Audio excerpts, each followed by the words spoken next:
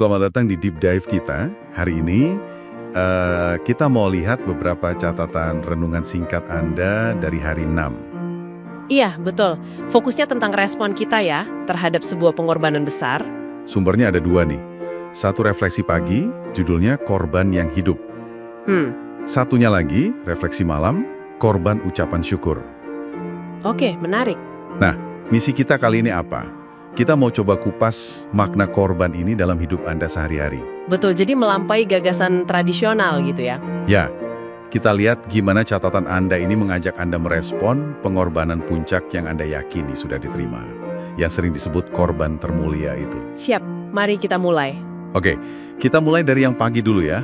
Refleksi pagi ini kan langsung masuk ke ide dari Roma 12 ayat 1. Yang bunyinya, persembahkanlah tubuhmu sebagai persembahan yang hidup. Itu ya? Nah, itu dia. Ini menarik loh, karena setelah menerima korban termulia itu, responnya bukan diminta mati. Justru malah diminta hidup. Hidup sebagai persembahan. Iya kan? Iya kan? Kayak memutarbalikkan ekspektasi lama soal kurban gitu. Tepat sekali. Yang signifikan di sini itu pergeseran fokusnya menurut saya. Maksudnya gimana tuh? Jadi ini bukan lagi soal ritual gitu ya, ritual eksternal yang berkala. Tapi lebih ke internalisasi total. Oh, oke. Catatan Anda kan menyoroti cakupannya yang menyeluruh banget.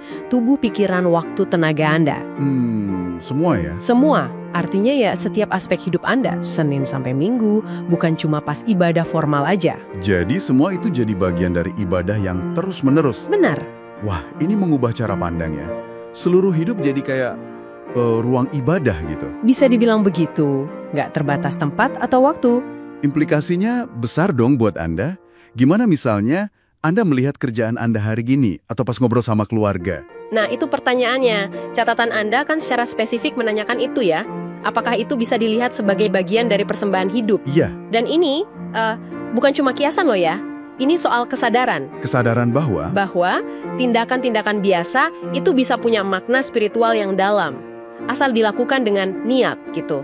Untuk menghormati Tuhan sebagai respon atas pengorbanannya. Jadi mengubah perspektif ya. Bukan lagi apa yang harus saya lakukan buat Tuhan, tapi lebih ke gimana saya hidup untuk Tuhan. Persis. Dalam segala hal yang kita lakukan, seluruh hidup jadi respon syukur. Nah, ngomongin syukur, ini nyambung nih ke refleksi malam di catatan Anda. Oke, yang tentang korban ucapan syukur itu ya, dari Ibrani 13 ayat 15. Betul. Ternyata, salah satu cara paling nyata untuk hidup sebagai persembahan, itu ya lewat ucapan syukur. Dan ini poin yang krusial menurut saya. Kenapa sih syukur disebut korban? Kenapa tuh? Coba kita lihat gambaran besarnya. Memilih bersyukur itu kan seringkali melawan arus ya, melawan kecenderungan kita atau tekanan sekitar. Oh iya juga ya. Dunia kan seringnya ngeluh, kritik, atau putus asa. Nah, di tengah itu semua, secara sadar memilih untuk bilang terima kasih, apalagi pas susah, itu tindakan iman yang kuat. Tindakan iman yang disengaja. Betul, ada unsur kesengajaan di situ. Jadi bukan berarti pura-pura semua baik-baik aja gitu. Bukan itu. Tapi ini lebih ke pengakuan. Seperti yang tersirat di catatan Anda itu. Bahwa ada kebaikan Tuhan, kedaulatannya, yang lebih besar di balik situasi itu. Sebuah kesaksian aktif ya. Persis. Makanya disebut korban. Ada yang dikorbankan. Mungkin hak kita untuk ngeluh, atau fokus ke yang negatif. Atau kepuasan sesaat karena nyalahin keadaan. Iya. Sebaliknya, Anda memilih mempersembahkan buah bibir yang memuliakan namanya. Itu kan kata teks Ibraninya. Pilihan aktif yang membentuk kita ya. Karakter, perspektif.